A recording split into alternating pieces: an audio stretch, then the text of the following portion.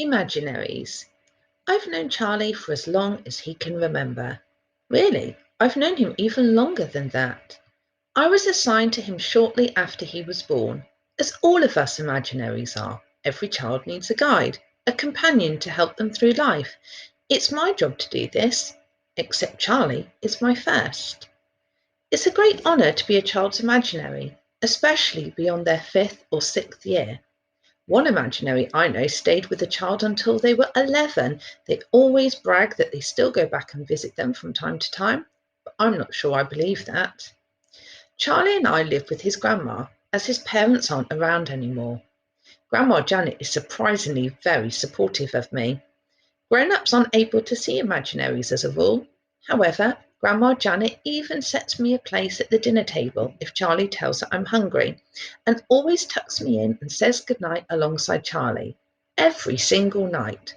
Grandma Janet, Charlie, and I live in a small bungalow in a quiet neighbourhood full of friendly old people who didn't mind us running around playing cops and robbers. At times, Charlie wished that he was a cowboy in the Wild West. We played gunfights and wore stylish cowboy boots.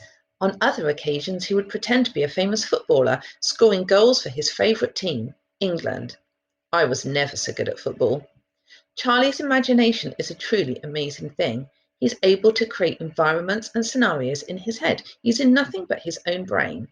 Charlie has no siblings and no friends, except me. He's a really isolated young boy. His imagination was really all he had.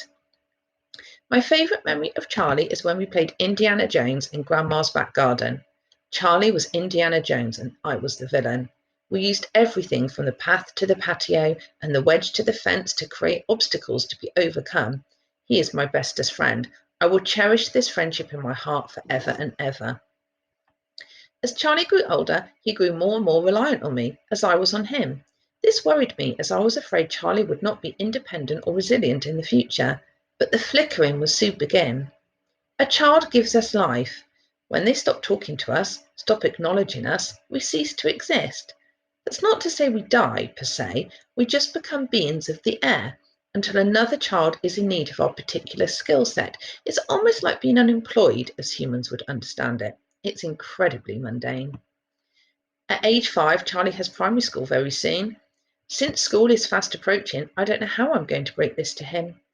Grandma Janet rushes into Charlie's bedroom to drag him out of bed, as he was refusing to go to school on the first day. I fear that the children at school perhaps won't understand that I'm Charlie's best friend, as they can't see me. Grandma Janet rushes back into Charlie's room, forcing a large mug of steaming hot Vimto into his hand. The mug was filled to the brim, so Grandma must have forgotten her spectacles. After much encouragement, Charlie puts on his uniform and we all got into the car. I started flickering more rapidly. I remained right beside him. We do everything together. Arriving at the school, Grandma Janet gave Charlie an encouraging sloppy kiss on the cheek, leaving remnants of fluorescent pink lipstick. When we got out of the car, I remained by his side, of course. He was greeted by an overly enthusiastic, grinning woman who never seemed to blink.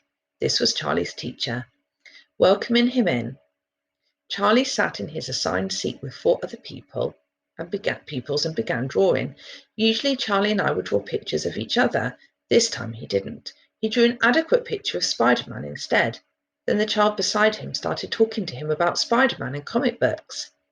The flickering became more intense. This is the worst heartbreak I've ever suffered. There is no time to tell Charlie now, but I'm sure Grandma Janet will make sure that he is okay. I have successfully fulfilled my duty. I must leave. However, first I need to reach out to Charlie and say my goodbyes.